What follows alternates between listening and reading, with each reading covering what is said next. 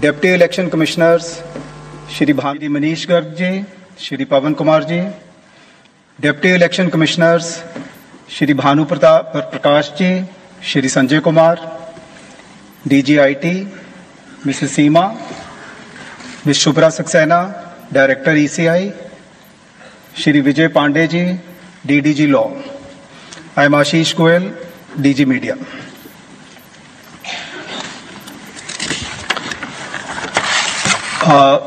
As always, the format of our PC would be, we'll start with the address by the Honorable Chief Election Commissioner, which will be followed by a presentation, that will be followed by a question answer session. Sir. Honorable Election Commissioner Dr. Sukhbir Singh Sandhu ji, Honorable Election Commissioner Dr. Vivek Joshi, election commission के senior officers, media के हमारे साथी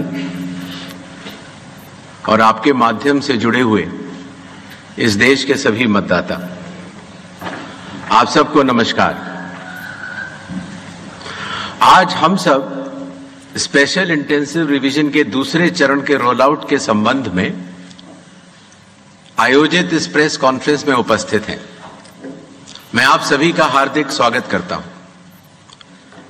सबसे पहले मैं लोक आस्था और सूर्य उपासना के महापर्व छठ पूजा के इस पावन अवसर पर बिहार के सभी मतदाताओं को हार्दिक शुभकामनाएं देता हूं।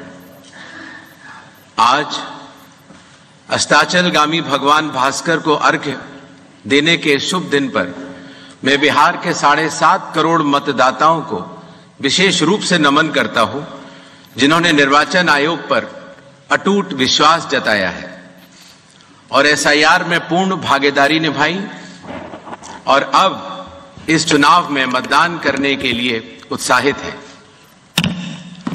बिहार में SIR के सफल संचालन के बाद आयोग ने देश के सभी 36 मुख्य निर्वाचन अधिकारियों के साथ 2 महत्वपूर्ण सम्मेलन आयोजित किए। इन बैठकों में SIR से संबंधित अनुभवों, तकनीकी प्रगति और भविष्य की दिशा निर्देशों पर भी व्यापक चर्चा की गई। पिछले SIR की मतदाता सूची से मैनुअल भी और तकनीकी तरीके से भी दोनों स्तरों पर मिलान का कार्य लगभग पूरा कर लिया गया है और इसके तैयारी के आधार पर अब चयनित राज्यों में SIR का दूसरा चरण प्रारंभ किया जाएगा। याद रहे, SIR का प्रमुख उद्देश्य है हर योग्य मतदाता को सूची में शामिल करना और अयोग्य को मतदाता सूची से हटाना। आइए अब PPT के माध्यम से आपको विस्तार में SIR के इस फेज 2 के बारे में बताते हैं। जैसा कि आप सबको पता है, SIR का फेज 1 समाप्त हुआ और इस चरण की सबसे बड़ी खूबी यह रही कि बिहार के 7.5 करोड़ मतदाताओं ने बढ़ चढ़कर पार्टिसिपेट किया। 90,000 BLOs, सभी 12 राजनीतिक दलों के 1.6 लाख बूथ लेवल एजेंट्स, सब ने मिलकर मतदाता सूची को शुद्ध बनाने का कार्य किया और नतीजा आपके सामने है। 0 अपील्स, अर्थात बिहार की मतदाता सूची अधिकतम शुद्ध मानी जाएगी। अब फेज 2 12 राज्यों में या संघ शासित प्रदेशों में आरंभ होने वाला है। नेक्स्ट।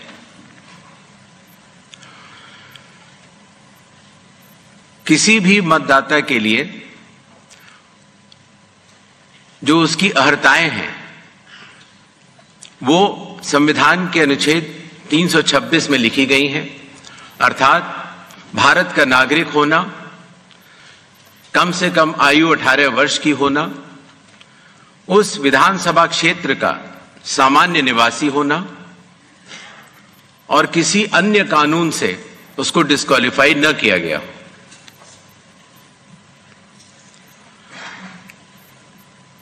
एसआईआर की आवश्यकता के बारे में काफी चर्चा हो चुकी है, लेकिन फिर भी चुनाव आयोग एक बार आपको बताना चाहेगा कि चुनावी कानून के तहत हर चुनाव से पहले इलेक्टोरल रोल का रिवीजन आवश्यक है, और या जब भी चुनाव आयोग आवश्यकता अनुसार निर्धारित करे। विगत कुछ दशकों से लगभग हर राजनीतिक पार्टी ने मतदाता सूची के शुद्ध न होने के ऊपर चुनाव आयोग को लगातार शिकायतें दी हैं। पहले सन 1951 से लेकर 2004 तक लगभग 8 बार स्पेशल इंटेंसिव रिवीजन इस देश में चुनाव आयोग ने कराया है, और आखिरी इंटेंसिव रिवीजन लगभग 21 साल पहले 2002 से लेकर 2004 की मियाद में पूरा किया गया था। इस लंबे दौर में, 2 दशकों से भी अधिक लंबे दौर में, मतदाता सूची में कई परिवर्तन आवश्यक हो जाते हैं, जैसे कि भारत की विकास गाथा के साथ साथ लोगों का माइग्रेशन के साथ साथ कई बार उनका वोट पुरानी जगह भी बना रह जाता है और नई जगह भी बन जाता है, अर्थात एक से जगह ज्यादा रजिस्टर होने वाले वोटर्स।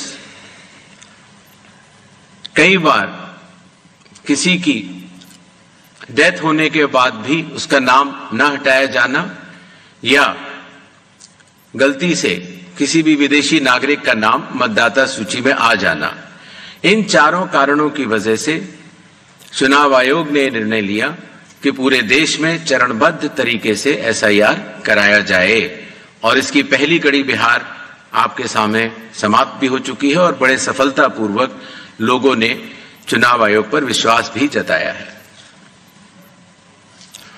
एसआईआर करते समय एक बहुत बड़ी संख्या में चुनावी कर्मी चुनाव आयोग के साथ कंधे से कंधा मिलाकर काम करते हैं। आपको पता होगा कि लगभग हर 1000 वोटर के ऊपर एक पोलिंग स्टेशन औसत तौर पर हो जाता है। हर पोलिंग स्टेशन पर एक सरकारी कर्मचारी बूथ लेवल ऑफिसर के तौर पर कार्य करता है। एक विधानसभा क्षेत्र में 300 या 400 के बीच में लगभग पोलिंग स्टेशंस होते हैं, और हर विधानसभा क्षेत्र में एक इलेक्टोरल रजिस्ट्रेशन ऑफिसर होते हैं। वो भी सरकारी कर्मचारी होते हैं और एसडीएम के स्तर के होते हैं, और उनके अंडर में ये सारे बीएलओस कार्य करते हैं। इलेक्टोरल रजिस्ट्रेशन ऑफिसर को सहायता करने के लिए assistant electoral officer registration officers भी होते हैं, जो कि लगभग हर तहसील में एक या उससे अधिक होते हैं।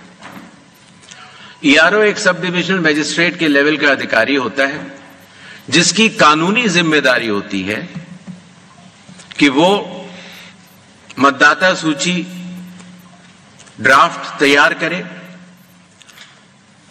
जनमानस से मिले हुए क्लेम्स एंड ऑब्जेक्शंस को रिसीव करे और उनके ऊपर एक निर्णय ले, और उसके बाद एक फाइनल मतदाता सूची प्रकाशित करे।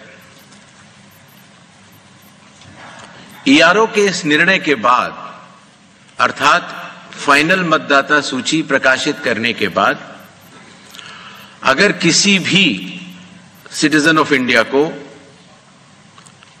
उस विधानसभा क्षेत्र में रहने वाले किसी भी मतदाता को अगर कोई भी अपील करनी हो तो वो उस जिले के जिला अधिकारी के पास कर सकता है, और अगर वह जिलाधिकारी के निर्णय से भी असंतुष्ट हो तो उस राज्य के चीफ इलेक्टोरल ऑफिसर के पास अपनी सेकंड अपील दायर कर सकता है।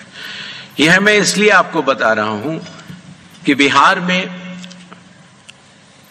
सभी राजनीतिक दलों के साथ मिलकर जब एसआईआर हुआ, उसके बाद जो जिला मजिस्ट्रेट्स के पास अपील आई 38 जिलों में,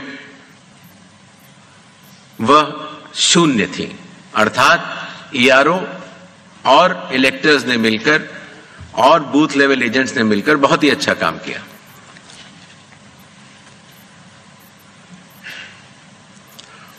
एसआईआर के समय ईआरओज और एईआरओज मिलकर सबसे पहला जो काम करेंगे वो इन्यूमरेशन फॉर्म्स को प्रिंट करेंगे।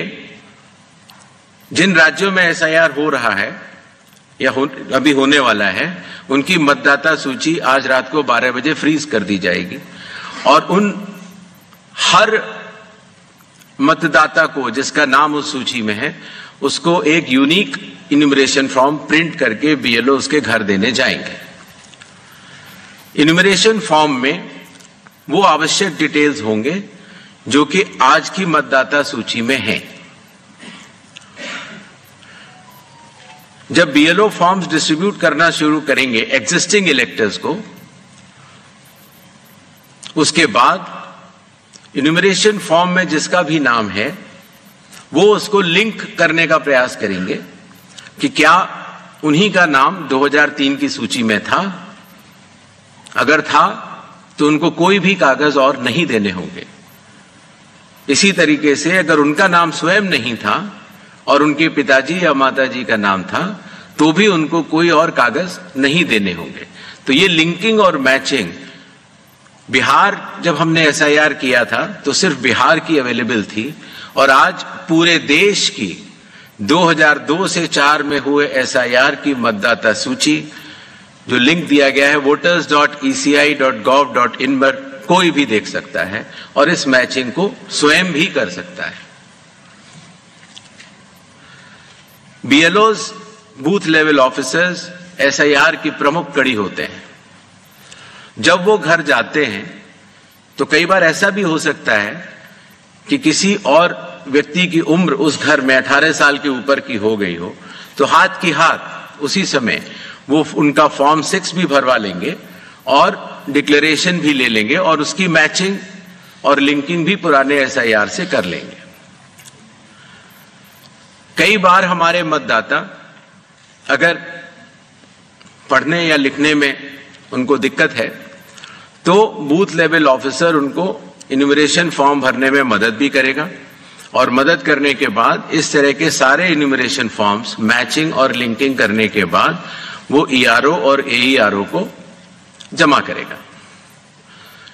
कई बार एक बार जब बूथ लेवल ऑफिसर घर जाता है तो या तो कुछ मतदाता अवेलेबल नहीं होते या कहीं गए होते हैं और या उनको मैचिंग या लिंकिंग करने में कोई समय लग रहा हो, तो ऐसे केस में बूथ लेवल ऑफिसर्स दूसरी बार भी जाएंगे और तीसरी बार भी जाएंगे। 3 बार हर बीएलओ हर घर जाएगा। जो प्रवासी लोगों की समस्या को हटाने के लिए जो राज्य से कुछ समय के लिए बाहर गए हुए हैं लेकिन वहीं के सामान्यतः रहने वाले हैं, वो ऑनलाइन भी भर सकते हैं और खास तौर से कई बार अर्बन वोटर्स को, क्योंकि उनके दिन के समय ही ऑफिस आवर्स रहते हैं, तो वो भी ऑनलाइन भर सकते हैं। बूथ लेवल ऑफिसर का यह भी कार्य होगा कि जब वो इन्यूमरेशन फॉर्म देता है तो इन्यूमरेशन फॉर्म दस्तखत करके मतदाता को वापस भी करना होता है। तो अगर मतदाता की मृत्यु हो चुकी हो या वो स्थायी रूप से प्रवास कर चुका हो या वो एक से जगह ज्यादा रजिस्टर हो गया हो, तो वो उस जगह दस्तखत नहीं कर पाएगा और ऐसे लोगों की शिनाख्त करना भी बीएलओ की जिम्मेदारी है। एक बात मैं फिर कहना चाहता हूं कि जो मतगणना, वो इन्यूमरेशन फॉर्म की जो फेज होगी उसमें किसी भी व्यक्ति से किसी और कागज की आवश्यकता नहीं होगी, बस उन्हें अपनी मैचिंग या लिंकिंग दिखानी होगी कि 2003 में किसके साथ है। नेक्स्ट, सारे फॉर्म्स मिलने के बाद ईआरओ और एईआरओ ड्राफ्ट सूची प्रकाशित करेंगे। ड्राफ्ट सूची में उन्हीं मतदाताओं का नाम होगा जिनके इन्यूमरेशन फॉर्म्स वापस मिल गए हैं। जिन मतदाताओं की मैचिंग या लिंकिंग नहीं हो पा रही है, 2003 में कहां थे, 2003 में आपके माता पिता भी नहीं थे या कोई भी नहीं था, ऐसे लोगों को भले ही उनका इन्यूमरेशन फॉर्म मिल गया हो, लेकिन नोटिस जारी करेगा ईआरओ और एईआरओ, और नोटिस जारी करने के बाद फिर वो उनकी एलिजिबिलिटी डिसाइड करेगा इंक्लूड करने के लिए या एक्सक्लूड करने के लिए बेस्ड ऑन इंडिकेटिव डॉक्यूमेंट्स, जो मैं आगे बताऊंगा। ईआरओ और एईआरओ की यह जिम्मेदारी होगी कि कोई भी योग्य मतदाता छूटे ना और कोई भी अयोग्य मतदाता सूची में अंदर ना आ पाए। ईआरओ के फैसले के खिलाफ कानूनी तौर पर जिला मजिस्ट्रेट के पास एक अपील होती है, जो मैंने आपको बताया, और जिला मजिस्ट्रेट के फैसले के खिलाफ चीफ इलेक्टोरल ऑफिसर के पास भी सेकंड अपील होती है। जो प्री इन्यूमरेशन फेज है, जो आज रात को 12 बजे से शुरू होगा, उसमें कंप्यूटर मैचिंग और लिंकिंग पिछले एसआईआर से ईसीआई नेट के जरिए की जा रही है, उसको आगे बढ़ाया जाएगा। मैनुअल मैचिंग और लिंकिंग काफी हद तक बूथ लेवल ऑफिसर्स ने इन राज्यों में कर ली है, और ट्रेनिंग जो बीएलओज की है, ईआरओज की है और डीओज की है। हालांकि काफी ट्रेनिंग हम लोग यहां ट्रिपल आईडीएम में कर चुके हैं, बट एक बीएलओ, ईआरओ और डीओ की ट्रेनिंग कल से शुरू होगी। सभी राजनीतिक दलों से 6 नेशनल पार्टीज जो कि हर राज्य में मौजूद हैं, और हर राज्य की जो स्टेट पॉलिटिकल पार्टीज हैं, उन सभी से निवेदन है कि वो अपने बूथ लेवल एजेंट्स अगर उन्होंने नामित नहीं किए हैं किसी भी बूथ पर, तो जरूर कर लें। साथ ही साथ सभी चीफ इलेक्टोरल ऑफिसर्स को, डिस्ट्रिक्ट इलेक्शन ऑफिसर्स को और ईआरओज को यह निर्देश भी होंगे कि कल से शुरू होकर परसों तक वो सभी पॉलिटिकल पार्टीज को के साथ मीटिंग करेंगे और पूरी एसआईआर की प्रक्रिया को उनके समक्ष डिटेल में बतलाएंगे। जहां तक बूथ लेवल एजेंट्स का सवाल है हर पॉलिटिकल पार्टी के, जैसा कि बिहार में था, हर बूथ लेवल एजेंट एक दिन में 50 इन्यूमरेशन फॉर्म्स जो साइंड हो इलेक्टर्स के, वो कलेक्ट भी कर सकता है, उसके ऊपर अपना सर्टिफिकेशन दे सकता है और बूथ लेवल ऑफिसर्स को भी दे सकता है। इससे जो चुनावी कर्मी हैं और जो राजनीतिक दलों के नुमाइंदे हैं, दोनों मिलकर साथ काम कर सकते हैं। इन्यूमरेशन फेज में इन्यूमरेशन फॉर्म की प्रिंटिंग, डिस्ट्रीब्यूशन, मैचिंग और लिंकिंग विद 2002, 3 या 4 इलेक्टोरल रोल्स और इन्यूमरेशन फॉर्म्स को वापस कलेक्ट करने का कार्य होगा। और साथ ही साथ, जैसा आप सबको पता है, मतदाताओं की सुविधा के लिए चुनाव आयोग ने निर्णय लिया है कि किसी भी मतदान केंद्र में 1200 से अधिक मतदाता नहीं होने चाहिए, जिससे कि भीड़ न लगे। उसके हिसाब से रैशनलाइजेशन ऑफ पोलिंग स्टेशंस भी होगा। सारे इन्यूमरेशन फॉर्म्स जो वापस आने थे, उनके आने के बाद इलेक्टोरल रोल्स की ड्राफ्ट पब्लिश की जाएगी। ये सारी स्टेप्स वही हैं जो बिहार में हुई हैं, और उसी के साथ साथ चूंकि इन्यूमरेशन फॉर्म लेते समय ये पता लग जाता है कि ये व्यक्ति एब्सेंट है या शिफ्टेड है या डेथ है या डेड है या उनके डुप्लीकेट वोट्स बने हुए हैं, उन सब की लिस्टें बिहार में भी वो सभी बीएलए से भी शेयर की गई थी। पंचायत या पब्लिक ऑफिसेज के नोटिस बोर्ड पर भी लगाई जाएंगी और सीईओ के वेबसाइट पर भी अवेलेबल होंगी, जिससे कि कोई भी व्यक्ति एपिक नंबर लगा के देख सकता है कि उसका जैसे पिताजी का नाम अगर उसके मृत्यु हो गई है तो वहीं पर है कि नहीं। ड्राफ्ट सूची पब्लिश होने के बाद जिन लोगों की मैचिंग या लिंकिंग 2003 या 2 या 4 से नहीं हो पाई है, उनको ईआरओ नोटिस जारी करेंगे। नोटिस के बाद हियरिंग होगी और हियरिंग में जो भी इंडिकेटिव डॉक्यूमेंट्स हैं उनको चेकिंग किया जाएगा और ईआरओ ये भी उनसे पूछेगा कि 2003 में आप कहां थे या आपके माताजी पिताजी कहां थे, जिससे अगर लिंकिंग नहीं भी हो पाई है तो वो भी कर पाए। साथ ही साथ क्लेम्स एंड ऑब्जेक्शंस का पीरियड भी शुरू हो जाता है। तो किसी व्यक्ति का, योग्य व्यक्ति का अगर नाम छूट गया है तो अपना क्लेम वो जमा कर सकता है इंक्लूजन के लिए, फॉर्म 6 भर सकता है डिक्लेरेशन के साथ, या ऑब्जेक्शंस भी दे सकता है फॉर्म 7 में, या कई बार उसके नाम में अगर गलती हो या किसी और एंट्री में अगर गलती हो तो फॉर्मेट भी दे सकता है। तो ये क्लेम्स एंड ऑब्जेक्शंस रिसीव का पीरियड होता है जो कि किया जाएगा, बिहार में भी किया गया था, और उसके ऊपर ईआरओज अपना निर्णय लेंगे। ये कार्य पूर्ण होने के बाद फाइनल रूल्स पब्लिश होंगे और उसके बाद 15 दिन का समय जिला मजिस्ट्रेट के पास फर्स्ट अपील देने का और उसके बाद सीईओ के पास सेकंड अपील देने का, सभी के पास ये कानूनी मार्ग उपलब्ध होगा।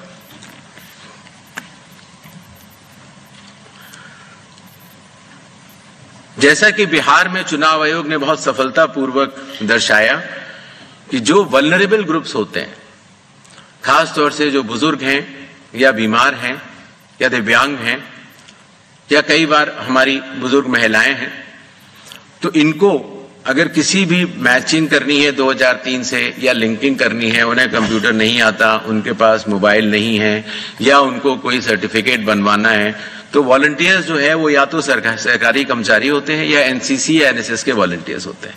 तो स्वयं उस व्यक्ति के लिए वो चले जाते हैं और वो कागज बनवा लेते हैं, जिससे कि हमारे मतदाताओं को कोई भी असुविधा नहीं हो। और इसकी वजह से आपने देखा होगा बिहार में जब 7.5 करोड़ मतदाताओं ने चुनाव आयोग के साथ कंधे से कंधा मिलाकर जब काम किया तो कोई भी परेशानी नहीं हुई। इस फेज में एसआईआर के समय 1200 तक हम पोलिंग स्टेशंस को भी रैशनलाइज कर लेंगे और कुछ नए पोलिंग स्टेशंस भी खोले जाएंगे जो कि बदलाव के साथ साथ हाई राइज बिल्डिंग्स में भी होंगे या गेटेड कॉलोनीज में या कई बार जो स्लम क्लस्टर्स छूट गए हैं वहां पर भी। इस विषय पर जो ड्राफ्ट पब्लिश होता है उसमें पॉलिटिकल पार्टी से डीओज चर्चा भी करते हैं और उसके बाद ये 1200 हर पोलिंग स्टेशन की अलग अलग मतदाता सूची प्रकाशित की जाती है।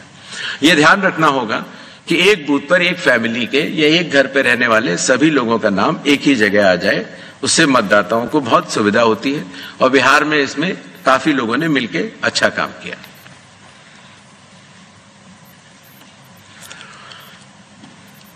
जो बिहार का एसआईआर हम लोगों ने कराया उससे चुनाव आयोग को यह भी समझ में आया कि इन्यूमरेशन फॉर्म में एक छोटा सा परिवर्तन करना आवश्यक है। अर्थात जहां रेड बॉक्स आप देख रहे हैं वहां डिटेल्स ऑफ प्रीवियस एसआईआर है। अर्थात 2003 में अगर आप स्वयं थे तो उसके डिटेल्स भर दें या 2003 में आपके पिताजी या चाचा या कोई भी उस जनरेशन के थे उनका भर दें, जिससे कि मिलान सरल हो जाए।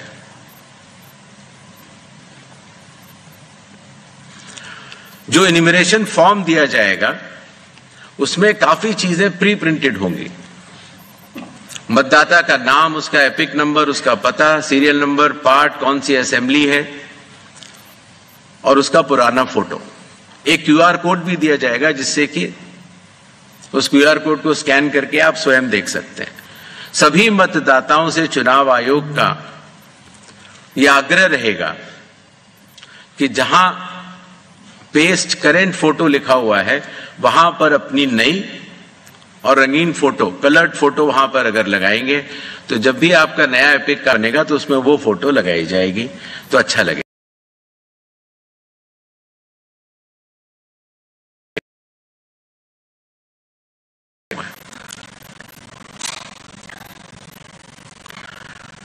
इन्यूमरेशन फॉर्म का ये हिस्सा है जो प्री प्रिंटेड के बाद नीचे आता है, उसमें ये डिटेल्स इलेक्टर्स को भरने होंगे। आधार नंबर बिहार में भी ऑप्शनल तरीके से चुनाव आयोग ने लिया था और इस बार भी आधार नंबर लिया जाएगा। फादर का नाम भी है, एपिक भी है, आपके स्पाउस मदर फादर का नाम भी, डेट ऑफ बर्थ भी। जी, जो प्रीवियस एसआईआर के जो 2 खाने मैंने आपको बताए थे, उसमें स्वयं का अगर नाम है तो पहला जो बाईं तरफ वाला बॉक्स है, इसमें इलेक्टर का नाम एपिक अगर उसका है उस समय तो, बिकॉज 2003 में कई लोगों के पास एपिक नंबर नहीं था। रिलेटिव का नाम, कई बार फादर का नाम होता है और रिलेशनशिप, तो वहां पर फादर होगा।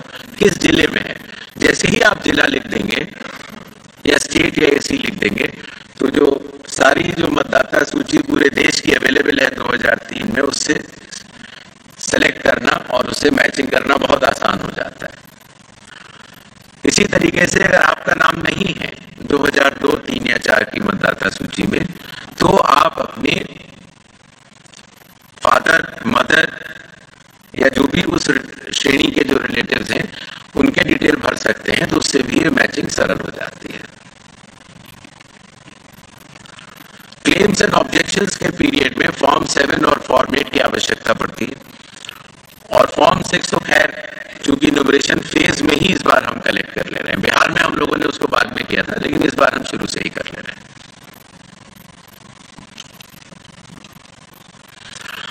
जो लिस्ट ऑफ इंडिकेटिव डॉक्यूमेंट्स हैं, जिन लोगों का 2002, 3 या 4 की मतदाता सूची से मिलान हो चुका है, उन्हें कोई भी डॉक्यूमेंट देने की आवश्यकता नहीं है।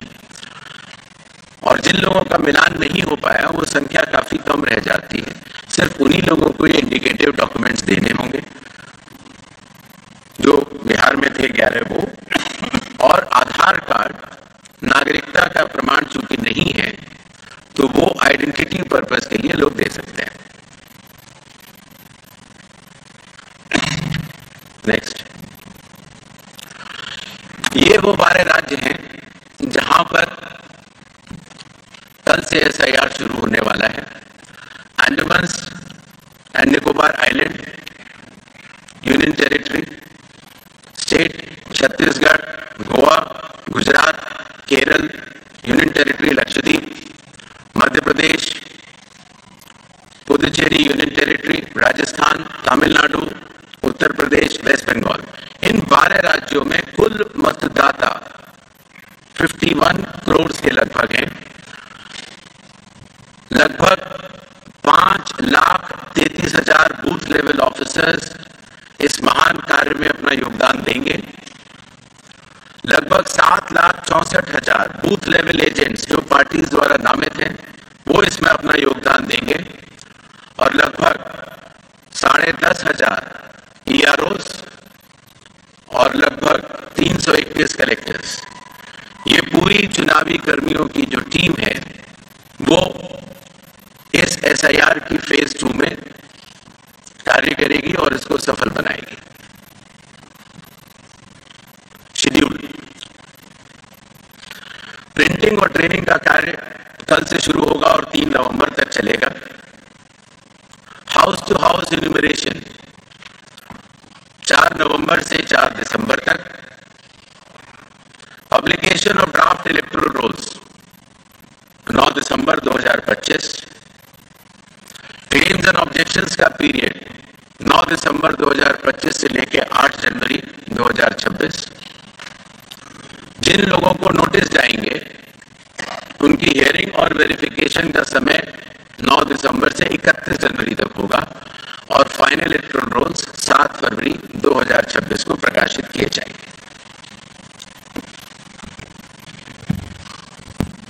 धन्यवाद।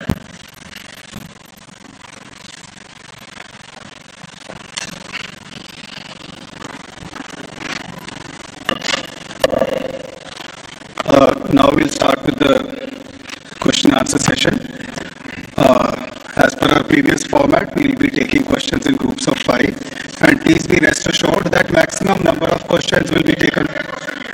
Why? Sir, I will ensure that your question is taken. Please be seated. Sir, your question will be taken. That's all. चलिए कोई बात नहीं. Please don't disrupt the conference. Your question will be entertained.